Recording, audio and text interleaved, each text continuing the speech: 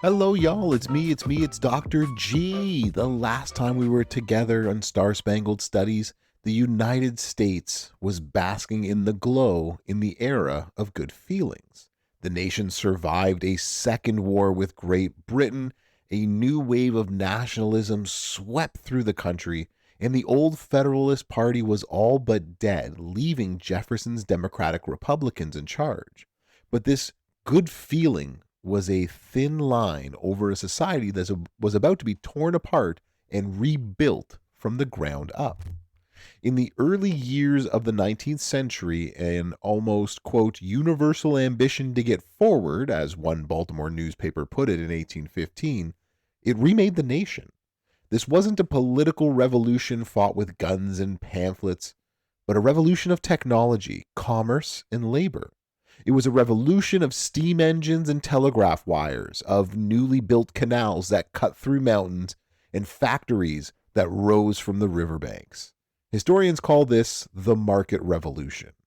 Between the American Revolution and the Civil War, the old world of subsistence farming, where families produced mostly everything for themselves, died. And in its wake, a new, more commercial nation was born. It was an age of explosive economic growth, of staggering new fortunes, and what felt like endless promise. The American dream was in its infancy. But this revolution, market revolution, had its costs. It created new forms of labor and it formed new social classes. It sparked devastating financial depressions and panics. And as northern factories boomed, their demand for cotton also boomed, which accelerated and entrenched slavery, that brutal institution, in the South even more. So today, we're going to explore this massive transformation that we call the market revolution. How did these new technologies knit a vast continent together? How did the way Americans worked, lived, and thought about themselves change forever? And how did this new world of free labor and slavery, of wealth and inequality, set the stage for the conflicts to come? So let's go.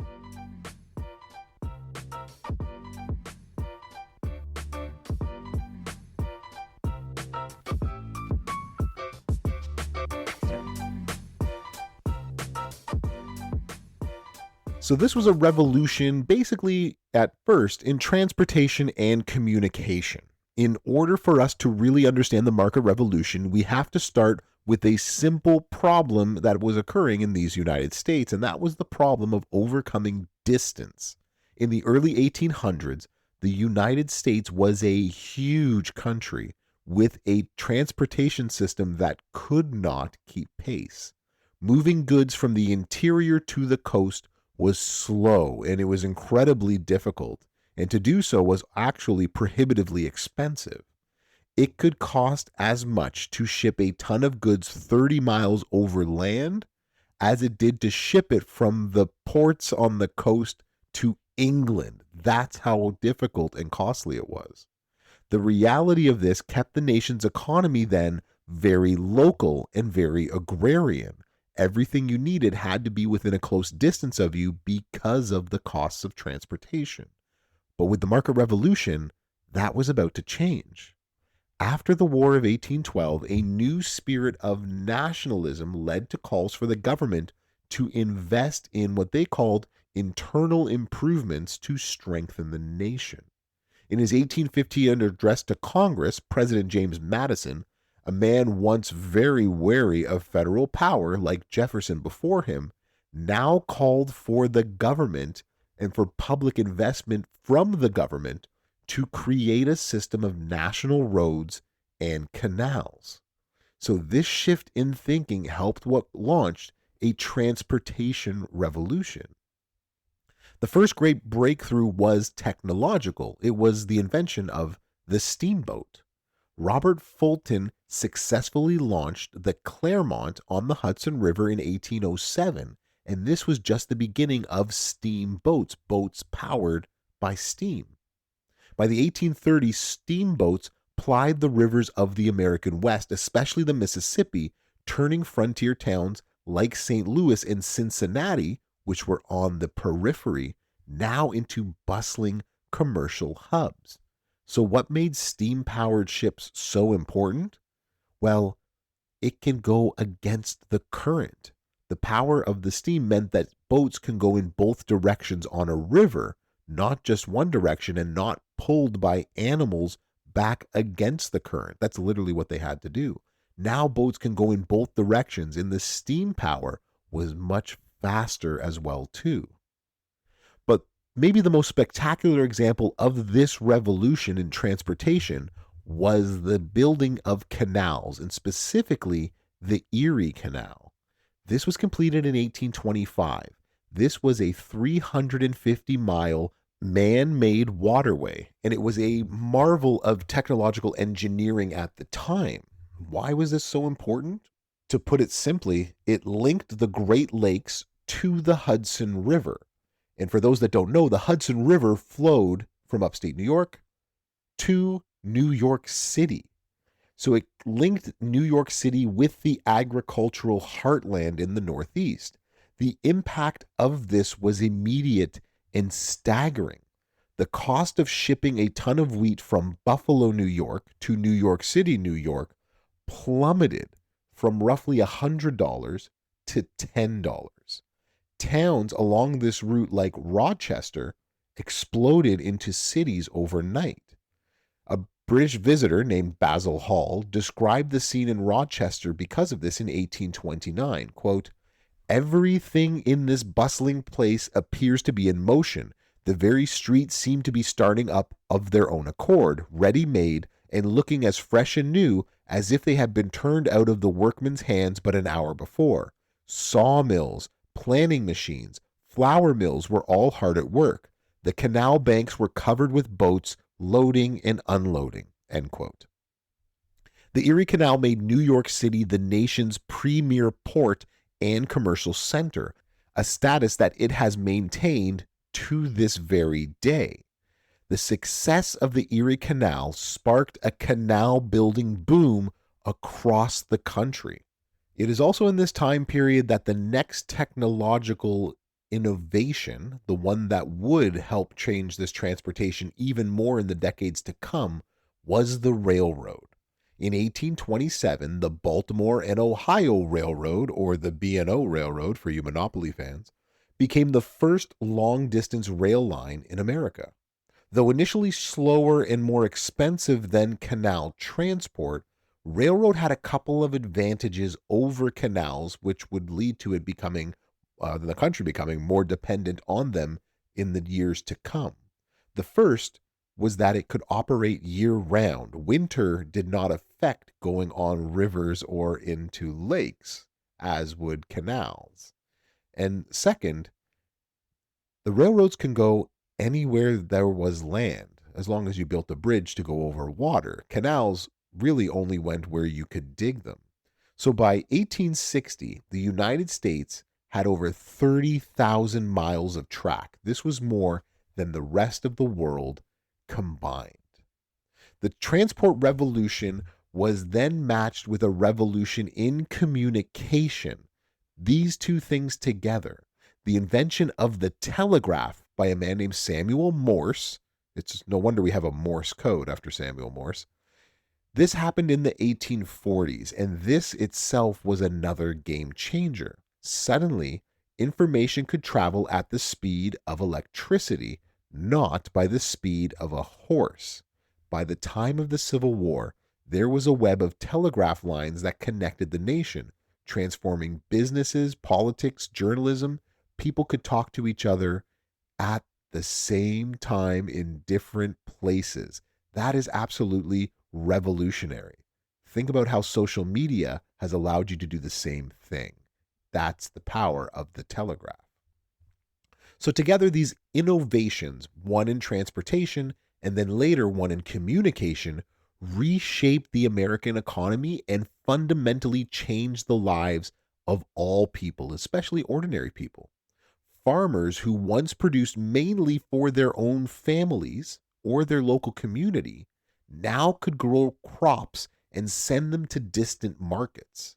They earned cash for what they had previously consumed, and they were now able then to purchase goods that they had previously made for themselves. So a new integrated national market was born. You could grow things in the heartland, sell them to the East Coast, and use that money to buy goods that were being produced in the East Coast that could now, from the factories, be sent inland. What a change that really was. So the new market had a voracious appetite, and its hunger would be, unfortunately, fed by a system of human bondage.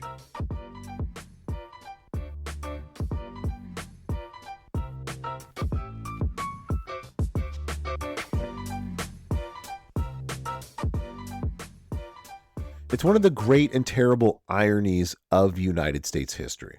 The market revolution, which created a dynamic economy of free labor in the North, also led to the dramatic expansion and entrenchment of unfree slavery in the South.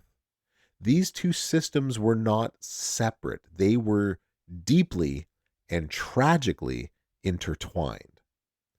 The key to this story is cotton. Before the 1790s, cotton was a minor crop. The long staple cotton that was easy to clean grew only off the sea islands off the coast. The short staple cotton that could grow inland was filled with sticky green seeds that took a full day for an enslaved person to clean just 1 pound of cotton by hand. Then, in 1793, a young New Englander named Eli Whitney invented the cotton gin, a simple machine, and he used a hand crank to turn a cylinder with wire teeth that would pull the cotton fibers through a mesh screen, separating it from that sticky seed. A single hand cranked gin could now clean 50 pounds of cotton in a day. The effect of this one machine was explosive as it was tragic. Cotton production, because of it, skyrocketed. The South, which had been facing an economic crisis as its old crop, tobacco, declined in value, the South was now reborn as the Cotton Kingdom. It came King Cotton. And as cotton production boomed, so did the demand for land to grow cotton on, and with that, more slaves to pick the cotton. This created a massive internal slave trade, a second Middle Passage that saw over 1 million slaves forcibly moved from older slave states in the Upper South to the new cotton lands of the Deep South and the West. The number of enslaved people in the United States also grew from around 700,000 in 1790 to nearly 4 million in the 1860s. So by the end of the Civil War, cotton accounted for nearly 2/3 of all American exports.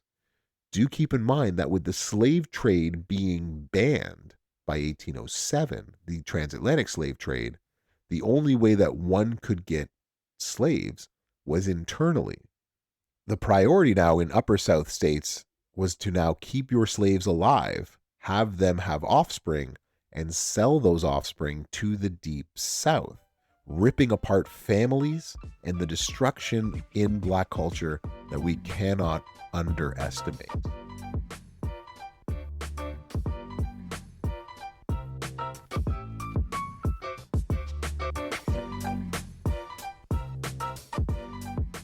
We like to think sometimes that slavery was basically a Southern story by the beginning of the 1800s, but that's actually not true. The North was deeply implicated and complicit in the slave economy that grew up until the Civil War. There's many ways to think about this, right? The first is that there were new textile mills in the North, places like Lowell, Massachusetts. The textiles that they were using or creating were made from cotton grown in the Deep South using slave labor. The northern banks also were a part of financing this market revolution. They provided loans to Southerners, and those loans purchased not only the land in the South, but also the slaves as well. Northern insurance companies made money insuring Southern property. And part of the Southern property that was insured were slaves. The ironies about all this is that at the exact same time as the market revolution is going on, slavery was actually slowly dying out in the North. After the American Revolution, most northern states had passed either complete emancipation or gradual emancipation laws. Gradual is the word here that is key. These laws were designed to protect the property interests of the enslavers. Most of them only freed the future children of enslaved mothers, and only those children who had served their mothers enslaver for a period of indentured servitude that could last into their 20s. This means that slavery lingered in states in the North, some like New Jersey, until the very end of the Civil War, despite being a northern state. This created a nation that was, as our textbook puts it, quote, a nation of free labor and slavery, of wealth and inequality, and of endless promise and untold perils, end quote. And as this new world of work was transforming not just in the North, but in the South as well.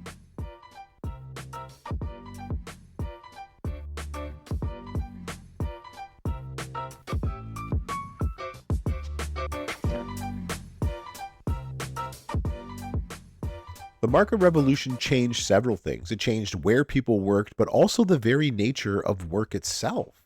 Before the market revolution, the dominant mode of production was something that we call the artisan system. For instance, a young man would serve for years as an apprentice to a skilled master craftsman, learning the trade over time before branching out on his own. We can see this from a contract in 1836, where, in this case, a man named James agrees to serve as a blacksmith's apprentice, promising not to, quote, absent himself day nor night from his said master's service without his leave, and to avoid, quote, haunting alehouses, taverns, or playhouses, end quote. In return, this master craftsman agreed to teach him, quote, the art, trade, and mystery of a blacksmith, end quote, as well as provide him with food, lodging, and clothing. This was a world of skilled labor where work and home were often intertwined. But the market revolution brought rise to the factory system, and this shattered the skilled master craftsman world.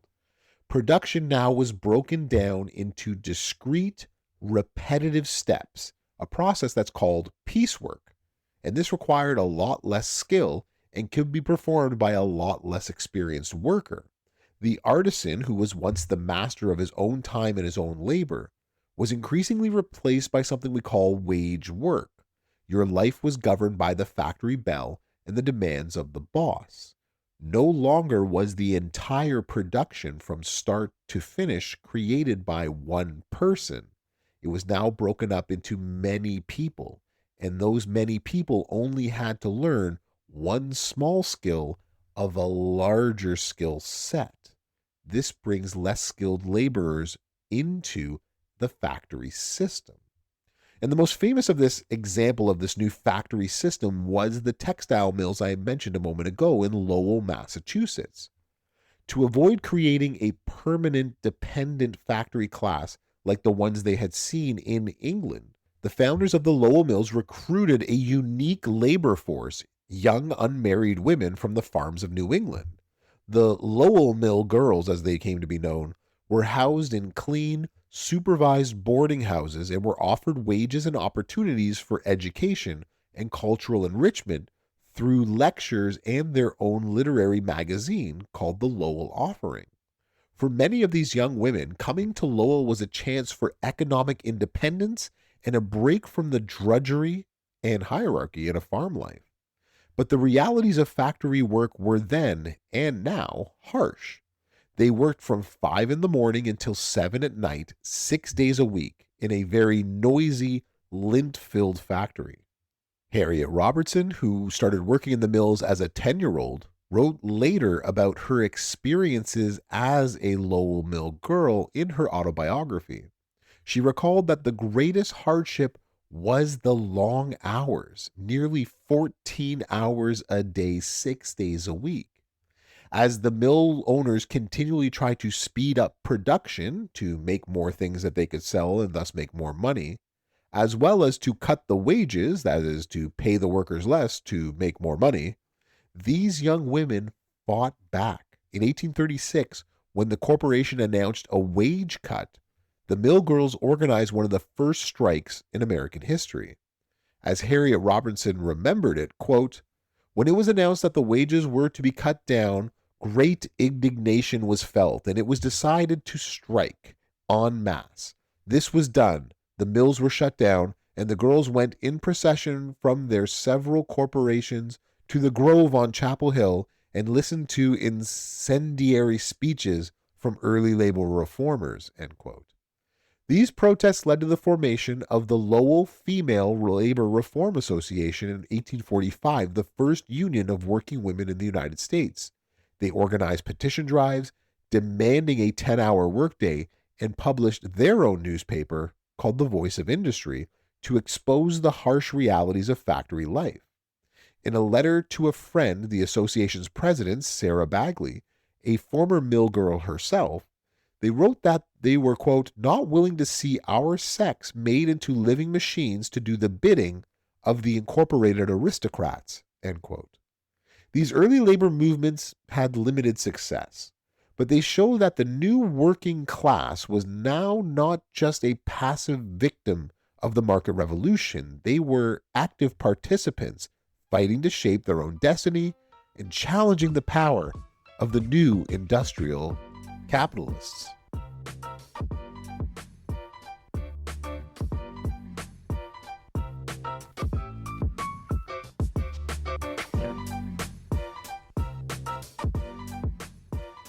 The market revolution transformed American society, not just its economy.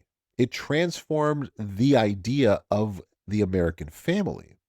As production moved out of the home and into a factory, a new ideal of family life emerged, at least for the growing urban middle classes it emerged. And this is the ideology of separate spheres. The public sphere, which was the world of work, of commerce, of politics, was now seen as the domain of men. The private sphere, the home, was seen as the domain of women. French observer Alexis de Tocqueville described this arrangement in his famous book Democracy in America, which was published in 1840. Quote, "In no country has such constant care been taken as in America to trace two clearly distinct lines of action for the two sexes, and to make them keep pace one with the other, but in two pathways that are always different. American women never manage the outward concerns of the family or conduct a business or take a part in political life, nor are they, on the other hand, ever compelled to perform the rough labor of the fields. If, on the one hand, an American woman cannot escape from the quiet circle of domestic employments, she is never forced, on the other, to go beyond it." End quote. Of course, as our textbook points out, this ideal was not only possible for a small number of wealthy families. For the vast majority of women, however, these farm women, working class women, and especially enslaved women, economic production remained a central part of their lives. But the idea and the ideology of separate spheres was powerful. It redefined the home as the refuge from the harsh competitive world of the markets, and it elevated the role of women as moral guardians of the family. This led to the ideal of what they called compassionate marriage, where marriage was based on affection and mutual esteem rather than just an economic calculation, and the idea of a romantic childhood where children were to be sheltered and nurtured rather than seen as little adults.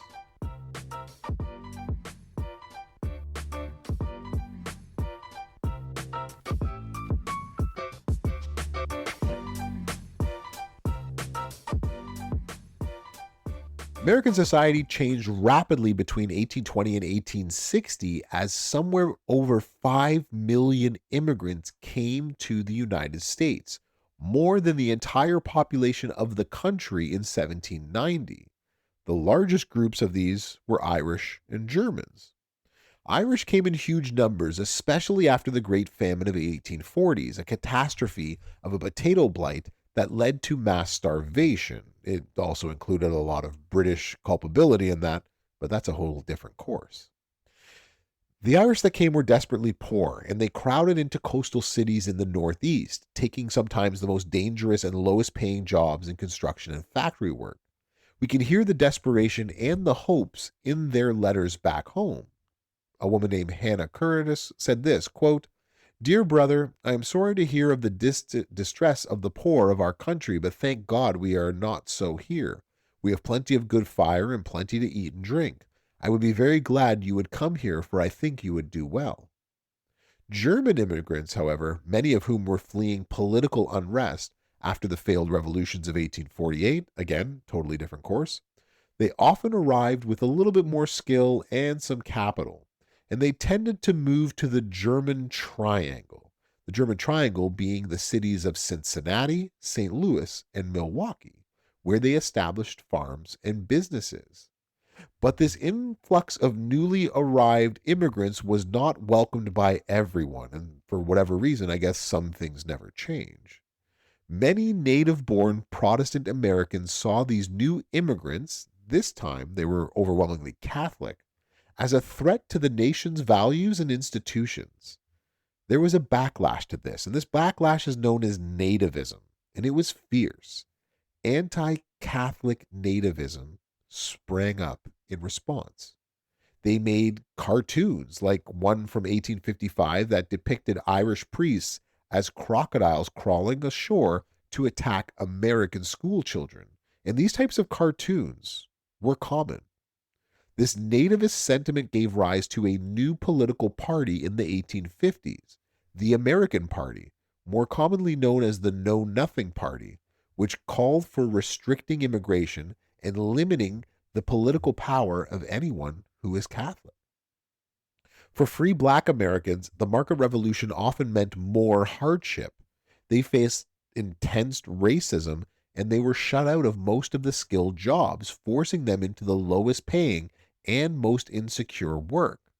The abolitionist Maria Stewart, in a powerful speech in Boston in 1832, lamented these soul crushing consequences of racism. Quote, "I have been most shamefully wronged and scandalized, and my character has been dreadfully traduced. Tell us no more of Southern slavery, for with the exception of the name, I firmly believe that none have suffered more than we. Look at us and see how we are situated. Our sons are torn from us and forbid to expand their minds. Our daughters are refused situations, and custom has taught us to believe that we were not capable of acquiring learning." End quote. Stewart's words are a powerful reminder that for many, the new market economy was not a story of opportunity, but a continued story of exclusion and despair.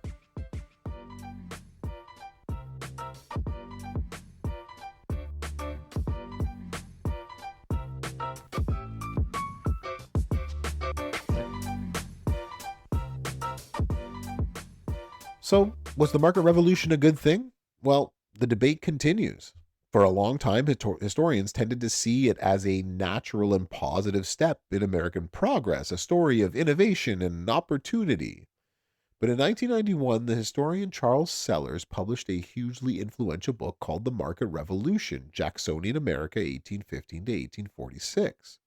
Sellers offered a much darker interpretation. He argued that the market revolution was not a gentle evolution, but a brutal and coercive process that destroyed the more egalitarian and democratic, self sufficient agrarian world. He saw it as a conflict between two Americas, one based on land and subsistence, the other on capital and commerce. He argued that most more ordinary Americans resisted the encroachment of the market and the revolution, which they saw as a threat to their independence. This resistance ultimately rallied around the figure of Andrew Jackson, who would become the champion of the common man against the, quote, acquisitive, entrepreneurial, and exploitative forces of capitalism. Sellers argued that democracy itself was, quote, born in tension with capitalism not as its natural political expression, end quote. Sellers' work has been incredibly influential, but it has also been challenged. Other historians argue that he romanticizes the pre market world and underestimates the degree to which ordinary Americans embraced the new opportunities the market offered.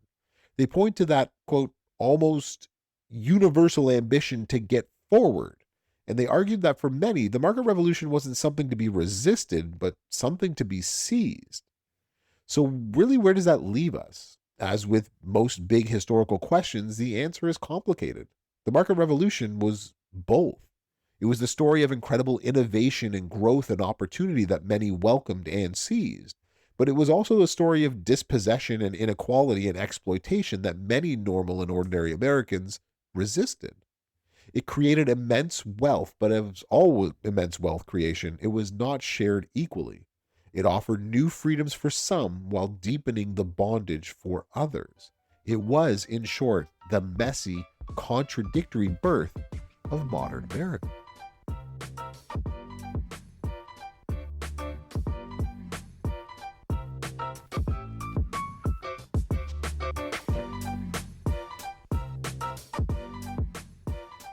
The market revolution then utterly transformed the United States. By the 1840s, it was a nation bound together by canals, railroads, and telegraph wires. It was a nation of bustling cities and booming factories.